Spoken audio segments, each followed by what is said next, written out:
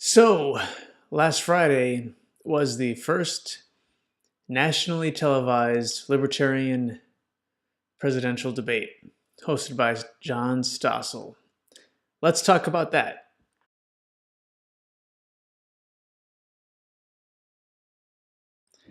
So, while the Democrats and Republicans get, it seems, dozens of debates nationally published through the media, Libertarians do not get the same courtesy.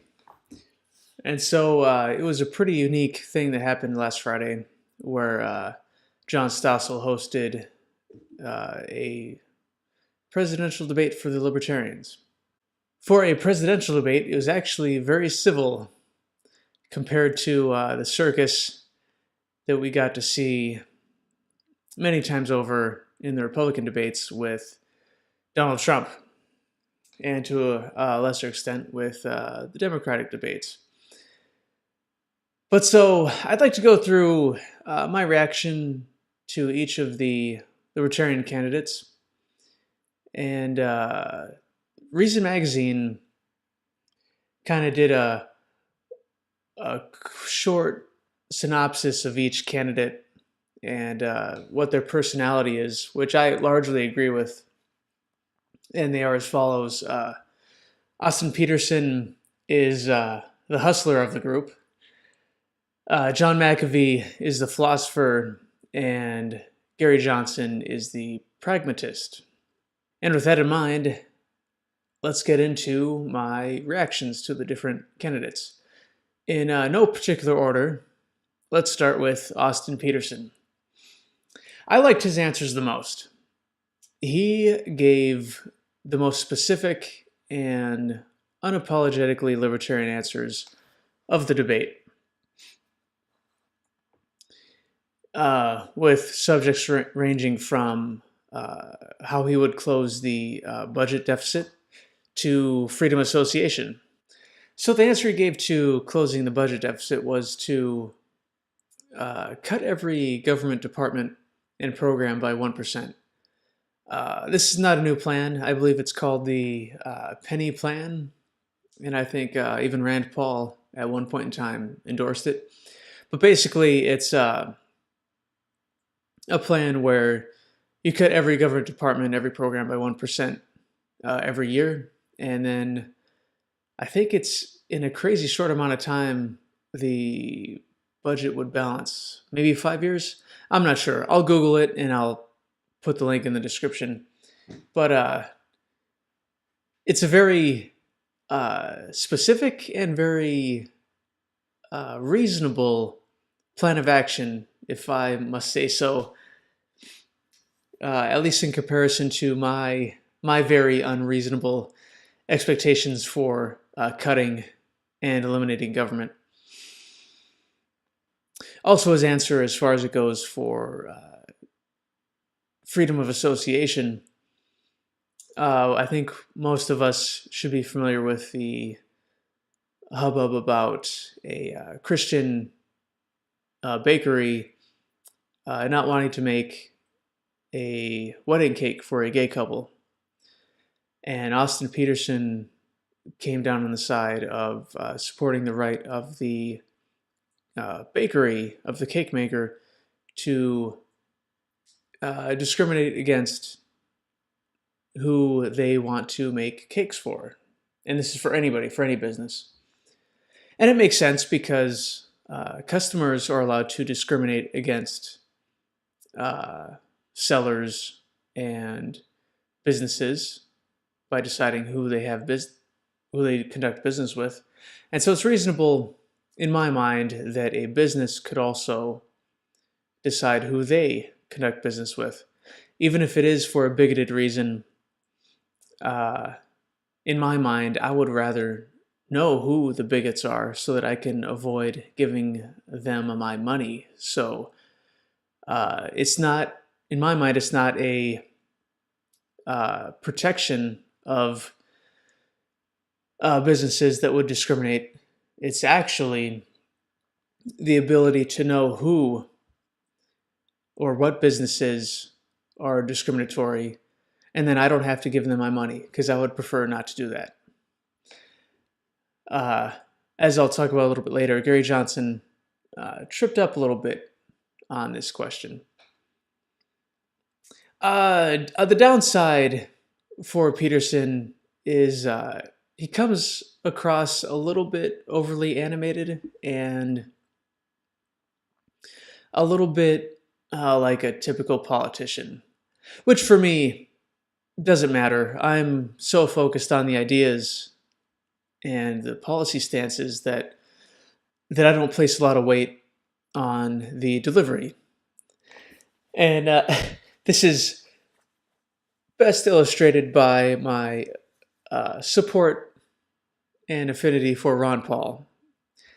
While I love his stances and his principles, I think we can all agree that Ron Paul was not the most eloquent person to deliver these ideas. And this is borne out by kind of the reaction that I saw from people watching the debate. So a YouTuber called That Guy T broadcast the debate on his YouTube channel on a live stream. And then in the comment section, I saw a lot of people attacking Petersen for appearing like a politician or even like a conservative. And they even attacked him for supporting the Constitution, which I am no supporter for the Constitution. There's no love lost there.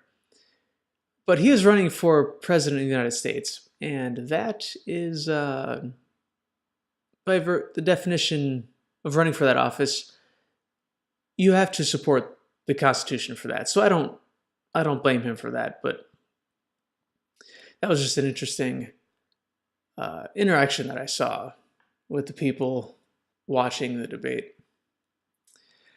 Let's move on to John McAfee.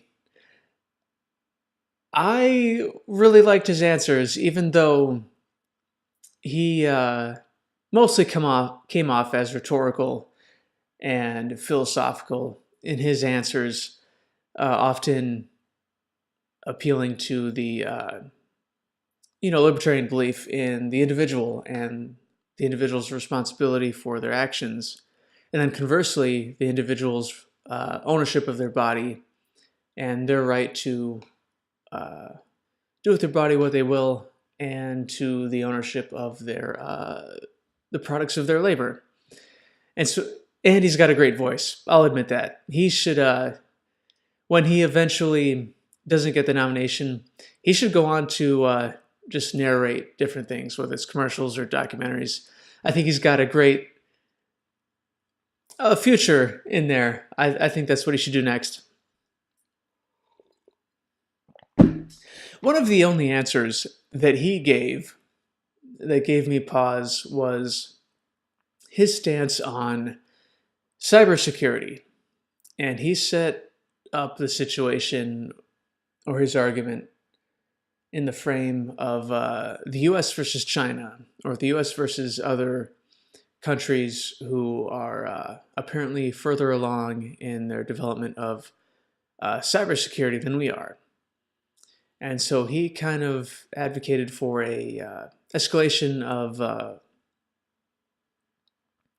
weapons, or escalation of development in these areas, where basically defending against the attacks from foreign nations or hacking.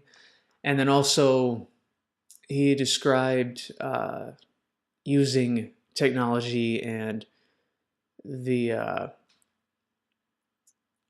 analysis of like metadata and like pattern recognition for fighting terrorism, which I agree with, being smart in these areas and not just dragnetting every American's data.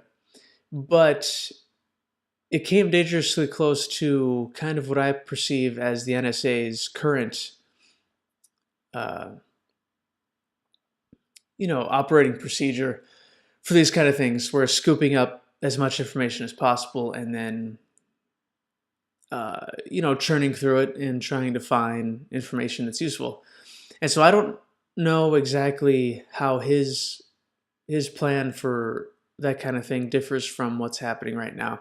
And that's probably my fault for not looking into it enough. But during the debate, he did not describe his position clearly enough, in my opinion, to kind of articulate that his position was actually a libertarian one.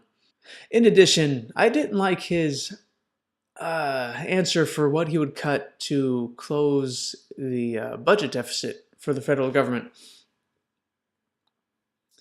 He ended up listing one department that I think he would cut, but he didn't give a very convincing answer for how he would close the deficit, especially since he did at one point defend the Social Security, which is a massive driver of government debt. He claimed that Social Security represents a promise that the government made to individuals and retirees, throughout their working life, paying into Social Security. And on the one hand, sure, he's running for a position in government, and if you believe in the legitimacy of government, then it can make promises like that. But for me and other ANCAPs, we don't believe that it's legitimate for the government to make promises on behalf of, like, me and other working people, since Social Security is not a program where you pay in and they hold on to your money and invest it, and then when you retire, they pay it back. It's more of a Ponzi scheme kind of situation where they just take money from people that are currently working and then give it to the people that are currently retired. I don't believe in the premise that the government can make promises and then use my labor as collateral and the labor of other people as collateral. But since he is running for government, I'll give him that benefit of the doubt. But overall, his answer for closing budget deficits was not satisfactory. So he should stick to philosophical statements. He definitely was the most interesting person on the stage, but unfortunately, at the same time, I think he is the least electable. And finally, let's move on to Gary Johnson. So he indeed is the most pragmatic candidate running for the Libertarian nomination. And as a result, I believe that he is also possibly the most electable, or at least the most able to pull votes in a general election. I believe I saw a poll recently where he was set against Donald Trump and Hillary Clinton, and he pulled 11% of the popular vote, which is actually very impressive. And if he could actually do that, would actually be significant for the Libertarian Party. Now, while none of these candidates will win the general election against any of the major party candidates, there is a significant goal that they can reach, which is 5% of the popular vote, which would trigger national recognition as a political party. So they wouldn't have to. Right now, the Libertarian Party has to basically fight for recognition as a party in every state. But if they won 5% of the vote, my understanding is that they would get recognition throughout the whole country and not have to fight to just get on the ballot on every election. In addition, I believe there's also government funds that come with national recognition like that. So they would be invited to all the national presidential debates that they were not invited to in this election cycle and the past one. Well, I guess all election cycles since the Libertarian Party came into existence. But it would basically be a goal for the long-term health of the Libertarian Party. And actually, Austin Petersen has pushed that idea out there. And so I really do appreciate his attention to detail and his view of the long game for the Libertarian Party. Even though I believe it's debatable that Gary Johnson would pull more of the popular vote. Unfortunately, I also did like Gary Johnson's answers the least.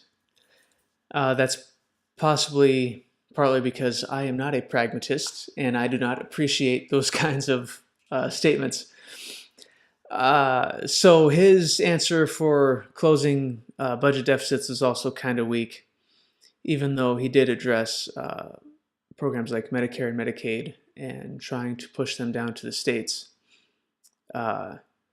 Is significant because those programs do cost a lot of money and are some of the significant drivers of government spending and debt. My position is I would like to see those programs eliminated, but that's not a bad answer. And as I alluded to before when I was talking about Austin Petersen, Gary Johnson's answer about freedom of association when it comes to a business's ability to discriminate or choose who they do business with when it comes to consumers was a little unlibertarian. I'll say it that way. So Gary Johnson supports the government's ability to make businesses perform services and sell their goods to people that they would rather not to. Whether it's a Christian bakery being forced to make a cake for a gay couple, or a Jewish bakery being forced to make a cake for, let's say, I think the example was like a Nazi party. And so both of those are unnerving, needless to say, or forcing any business to perform a service or sell a good to any party is also unnerving. But I kind of described, why I believe that earlier. So I'll move along here. And what else can I say about Gary Johnson? He's kind of the de facto libertarian candidate because he ran in 2012. And so he's kind of the man to beat in the Libertarian Party nomination process. And while he is, I think, possibly the guy who can pull most of the popular vote, should he get the nomination, I don't necessarily agree with some of what he says. He's a little bit too much the pragmatist, needless to say. So this is a important election. While the main party nominees are likely to be absolutely terrible and have the highest levels of disapproval ever, I believe both Trump and Clinton have over 50% unfavorability polling this year around. So it's a unique opportunity for the Libertarian Party to pull out at least a 5% winning of the popular vote and to help secure future success for the party. And so while I completely agree, like I said in the last video, with the anarcho-capitalist's position and the voluntarist position that voting is aggression and it's useless, and the deck is stacked against any real change, I find myself falling on the side of needing to vote this time around.